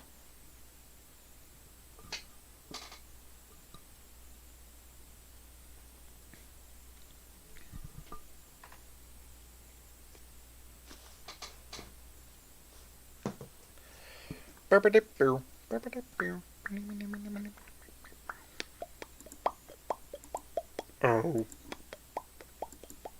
Boop. Boop. Boop. Boop. Boop.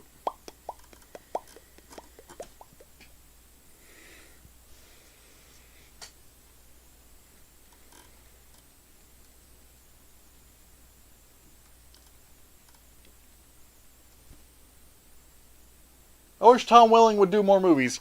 I can't really say whether he should or shouldn't because I don't think I've seen him act. So yeah, I can't really speak to that because I haven't seen anything.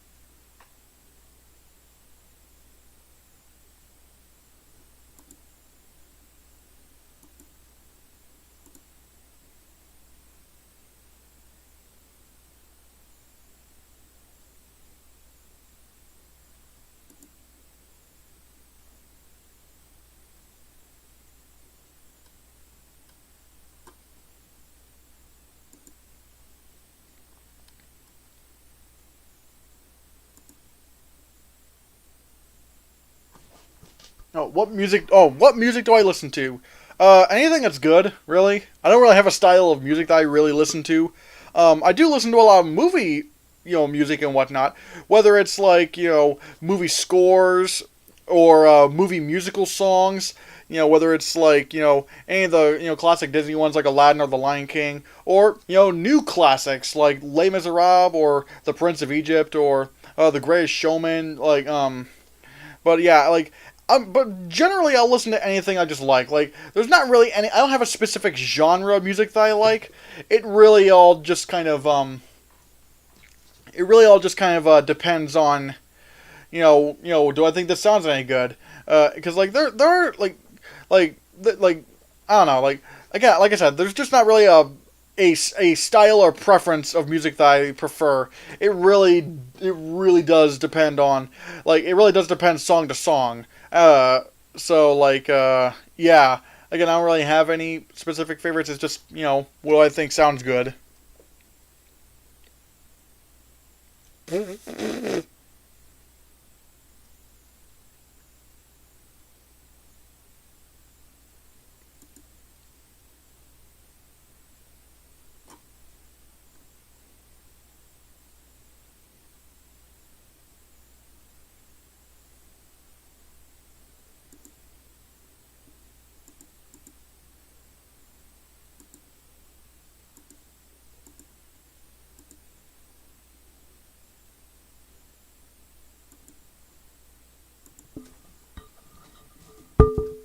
Ah, oops.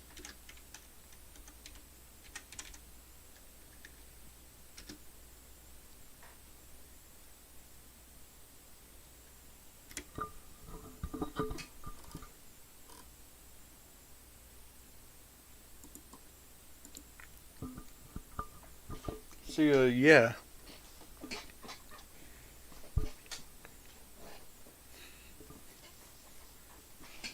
Oh, have you heard of the movie that is Spinal Tap? It's a fictional documentary, but it's played completely straight. I've never heard of Spinal Tap.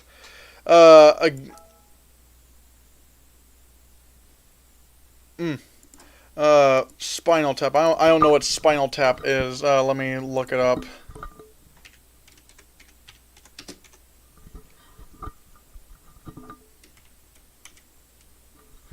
Are you talking about This Is Spinal Tap? Uh, is it a... Wait, what is this?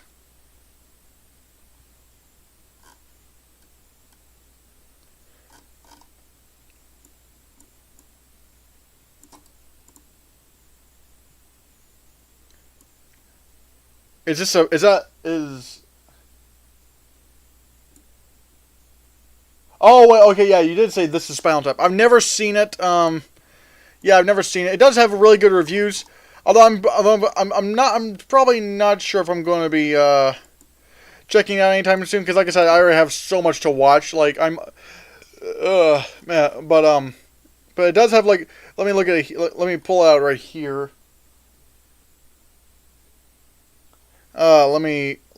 Yeah. This is Spinal Tap it has a 95% Rotten Tomatoes, smartly directed, brilliantly acted, and packed with endlessly quotable moments. This is Spinal Tap is an all-time comedy classic. I mean, yeah, it does have some really good reviews, so there is that. Again, I'm not sure if I'll ever be able to get around to watching it because, I mean, because again, I have so many other things to try to watch.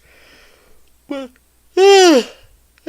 yeah, if you guys are interested, there is this is Spinal Tap. That's yeah. So yeah, check that out if you want to.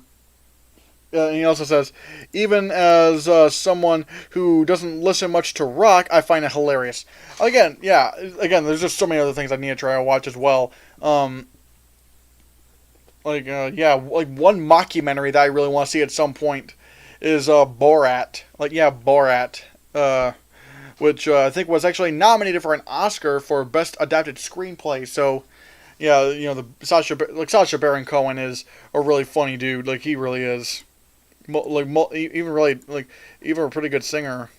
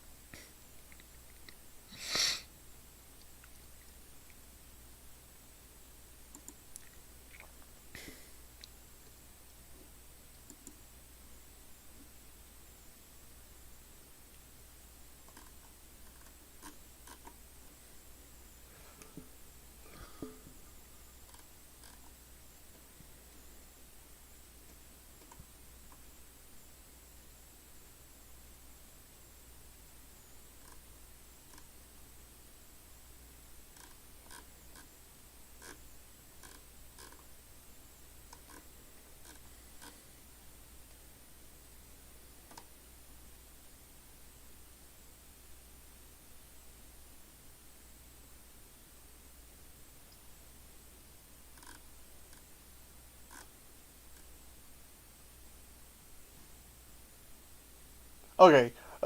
Looks like Nicholas Pearl says, "Alright, I'm gonna head out. Keep up the streams, good fun. Alright, see ya." Which, you know what, I think that's probably gonna do it for today. We've been going on for about 2 hours now, I think. 2 hours? Yeah, it's been about 2 hours. About 2 hours and 1 minute and 10 seconds. So, yeah, guys. Anyways, thank you for checking out the Hannahcast, episode 27. It's been a lot of good fun. We'll see you next week. Next week, it might start... the Hannahcast might start a little bit later than usual. Maybe around 6 or 7, because, I'm trying to work some things out of work and whatnot. So, yeah. But just before I go, before anyone else leaves, be sure to hit that like button. Give this video a like. It's very good for the streams. Also, click that subscribe button. Make sure that subscribe button is gray. I don't want to see that red button. Ew, red, get away. I want that to be red. Also, once you do hit that subscribe button and make that gray, I want you to click that bell, ring that bell, so that you can get notified of more videos and whenever I'm about to go live. And so, yeah. Because like I said, we want to get to 1,000 subscribers. Let's get this road to 1,000 so I can start monetizing my channel. Yeah. Also, if you want to support me directly, we have streamelements.com/christiansreviews/tip. You can tip me at least $2 or more. That's depending on you. And even send in a little message in the tip link where that contributes directly to me, and the vast majority of the proceeds go to me, and I would very much appreciate that if you guys are able to do that. Also, we have a Patreon, patreon.com/ChristianTylerHannah, where you have 2 tiers. One of them, you can get your name in my videos for $2 a month, and for $5 a month, you can get exclusive Patreon perks, including my... you can also get your name in my videos. Your name in my videos. But you can also get the Hannahcast audio only edition, the Hannahcast after show, where we pretty much talk about anything, and we're willing to take suggestions on other things you want us to check out for Patreon. So yeah, check out patreon.com/ChristianTylerHannah and consider becoming a member. Also, check out my Letterboxd, letterboxd.com/ChristianHannah, where I have movie ratings and top 10 lists. I'm always updating the top 10 lists. I'm always updating those. And it's pretty much like a movie diary where you can check out the movies I've watched and whatnot. I might even give little reviews on there. And yeah, that about does it for the Hannahcast, everybody. Before I go, check this out. Peace.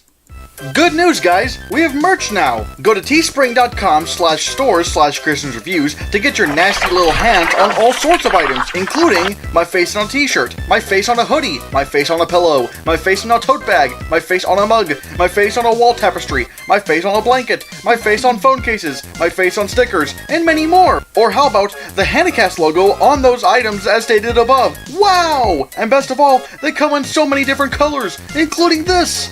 What is this color? What is it? I want to know. But wait, there's more! Act now, you can also get my exclusive Make America Cringe Again merch. Surely not a parody of the political climate we have today. Again, that's teespring.com/stores/ChristiansReviews. Order now!